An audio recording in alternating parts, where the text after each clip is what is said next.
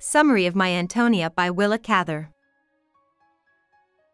Jim Burden, who had recently lost his parents, relocated from Virginia to rural Nebraska in the late 1880s to live with his grandparents.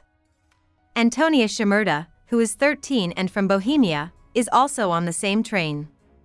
Her family is buying the land next to the Burdens. Jim, who is 10 years old, feels right at home on the plains. He gets used to his new life quickly with Jake Marpole, Audiobook, and his grandparents, who work on the farm. The Shimerdas soon become friends with the Burdens, and Jim and Antonia become close because they both love the land. Antonio is eager to learn English from Jim, but her parents are less willing to change to American life. Mr. Shimerda is old and unhappy, so he has a hard time adjusting to life on a farm. His only comfort comes from his friendship with Russian farmers Pavel and Peter, whose language is close to that of the Shimerdas. But when Pavel dies unexpectedly, Peter goes to find work building railroads. Since Mr. Shimerda has lost his only outside link to his home society, he becomes lonely and sad.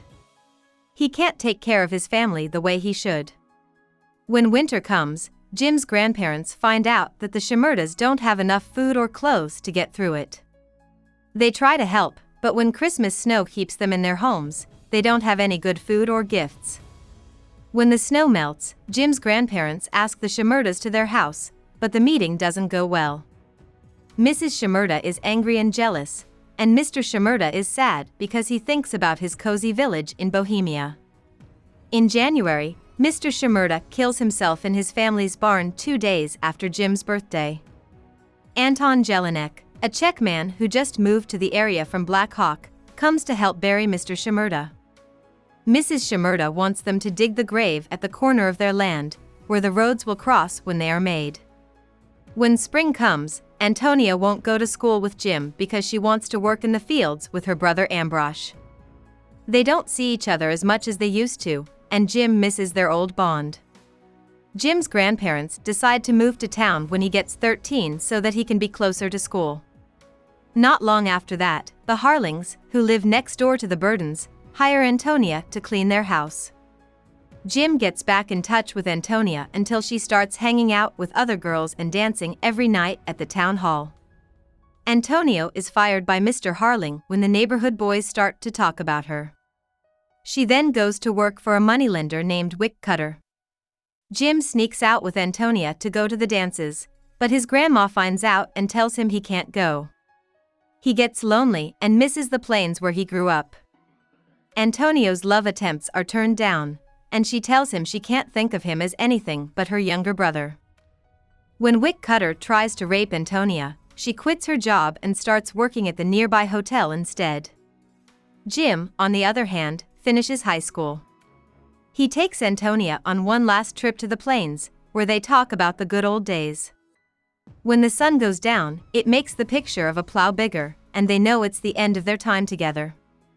Jim goes to college in Lincoln, so he moves there.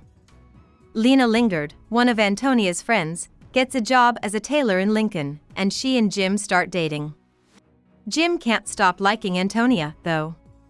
In the end, he goes to Boston and starts at Harvard. Jim goes back to Black Hawk after college to see his grandparents before he starts law school. He finds out that Antonia is pregnant but not married. He finally tells her he loves her when he goes to see her. Antonio doesn't care about what he said, so Jim leaves to go back to Boston. It will be 20 years before Jim sees Antonia again. He gets married and does well as a lawyer in New York City after that. When he finally goes back to see Antonia, she and her husband, Anton Cusack, who is also from Bohemia, are working on a farm. They have 11 kids. Jim is overcome by the memories of his childhood spent with Antonia, but he leaves Nebraska satisfied with the knowledge that he and Antonia will forever be connected by their shared past. About the author. Cather was born in 1873 in the Back Creek Valley close to Winchester, Virginia. Cather's family moved to Red Cloud, Nebraska when she was 10 years old in 1883. She went to college at the University of Nebraska-Lincoln, where she worked for the Nebraska State Journal to pay for it. After she graduated, she came to Pittsburgh to teach high school English. She came to New York City in 1906 to work for McClure's magazine.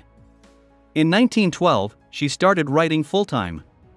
During her life, Cather wrote 12 books and many short stories. In 1922, her work One of Ours won the Pulitzer Prize. Cather never got married because she was very private. Her most important connections were with women, especially the editor Edith Lewis, with whom she lived in New York City from 1912 until her death in 1947. Hope we summarized it fully and you liked it. Please hit the like button and subscribe to our channel so that we are motivated to create more videos.